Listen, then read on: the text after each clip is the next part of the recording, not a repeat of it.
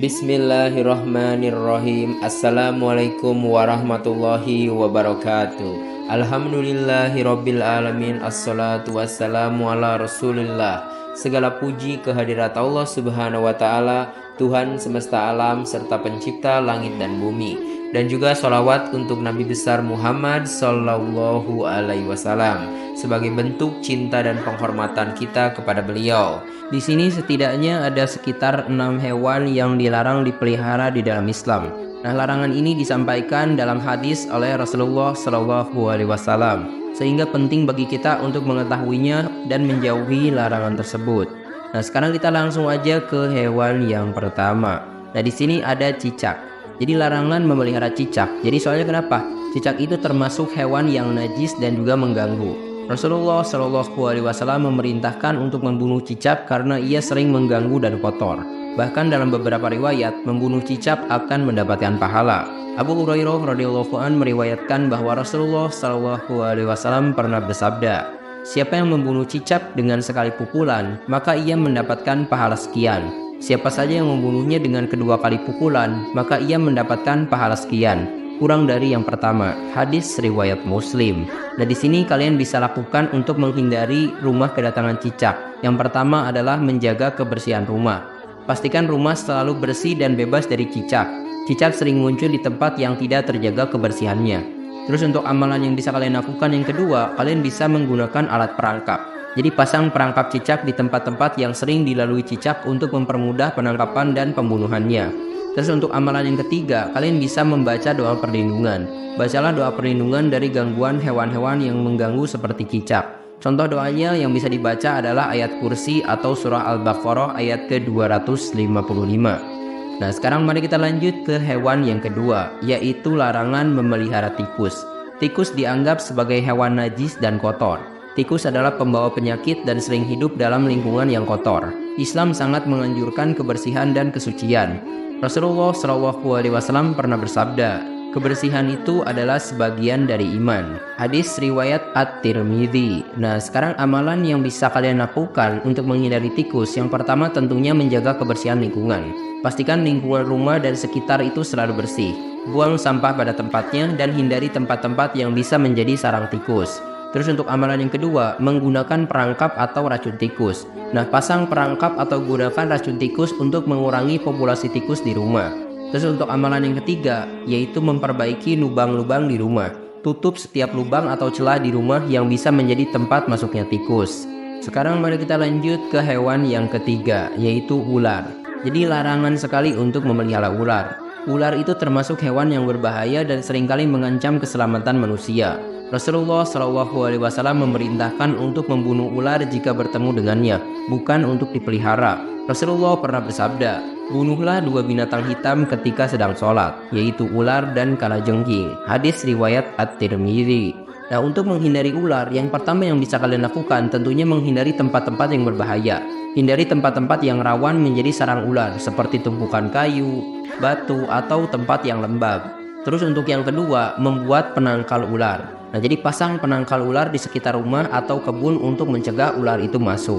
Terus untuk yang ketiga yang bisa kalian lakukan tentunya membaca doa perlindungan. Bacalah doa perlindungan dari gangguan hewan-hewan berbahaya seperti ular. Salah satu doa yang bisa kalian baca, misalnya, "Aku berlindung dengan kalimat-kalimat Allah yang sempurna dari kejahatan makhluk yang Dia ciptakan." Nah, sekarang mari kita lanjut ke hewan yang keempat, yaitu larangan memelihara gagak. Nah, gagak itu khususnya gagak yang memiliki punggung dan perut putih. Dilarang untuk dipelihara dalam Islam. Gagak dianggap sebagai hewan yang fasik dan tidak mendatangkan keberkahan.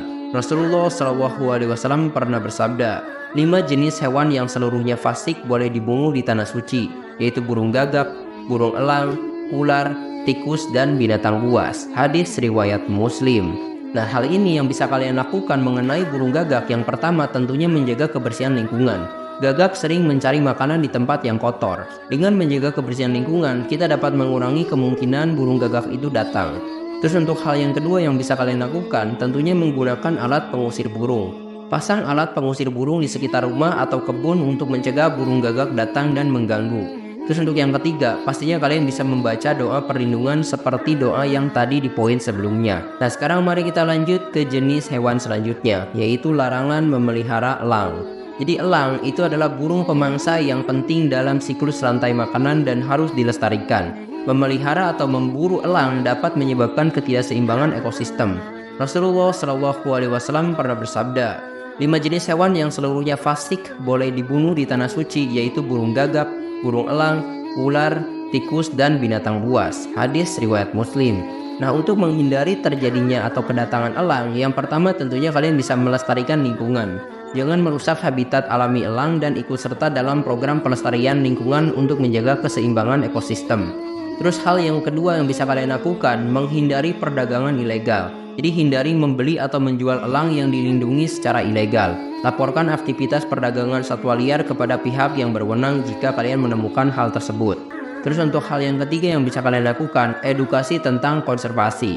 Ikut serta dalam edukasi dan penyuluhan tentang pentingnya konservasi burung pemangsa seperti elang. Untuk menjaga kelestarian, hal ini juga berdasarkan firman Allah di dalam Al-Quran Surah Al-A'raf ayat ke-56. Dan janganlah kamu membuat kerusakan di muka bumi setelah Allah memperbaikinya. Nah, sekarang mari kita lanjut ke jenis hewan yang terakhir, yaitu larangan memelihara anjing. Memelihara anjing dilarang ya, kecuali untuk tujuan tertentu seperti menjaga hewan ternak, untuk berburu, dan juga untuk bercocok tanam. Hal ini disebabkan karena air liur anjing dianggap najis dan malaikat tidak akan masuk ke rumah yang ada anjingnya. Rasulullah Shallallahu Alaihi Wasallam pernah bersabda, barang siapa yang memelihara anjing selain anjing ternak dan anjing berburu, maka berkuranglah setiap hari daripada pahala perbuatannya 2 qira. Hadis riwayat Bukhari dan Muslim. Nah, hal yang bisa kalian lakukan, yang pertama tentunya membersihkan najis anjing. Jika terkontaminasi oleh air liur anjing, bersihkan dengan cara yang telah diajarkan, yaitu mencuci bagian yang terkena 7 kali, salah satunya dengan tanah. Terus untuk amalan yang kedua, menjaga rumah bebas dari anjing. Hindari memelihara anjing di dalam rumah untuk menjaga kebersihan dan kesucian tempat tinggal. Terus untuk amalan yang ketiga, menggunakan anjing untuk keperluan tertentu. Jika memelihara anjing untuk keperluan menjaga ternak, berburu, atau bercocok tanam, pastikan anjing tersebut dirawat dengan baik dan ditempatkan di luar rumah. Semoga penjelasan ini bermanfaat dan kita senantiasa diberikan perlindungan dari hewan-hewan yang mendatangkan bahaya serta terhindar dari keburukan yang diakibatkannya. Amin ya Allah ya Rabbal Alamin. Terima kasih telah menyimak. Silahkan kirim dukungan kalian dengan klik tombol like, subscribe channel ini, dan bagikan juga ke teman-teman kalian. Semoga dengan membagikan itu kalian bisa mendapatkan pahala jariah dari video ini. Mohon maaf bila ada kesalahan. Wabillahi taufik wal hidayah. Wassalamualaikum warahmatullahi wabarakatuh.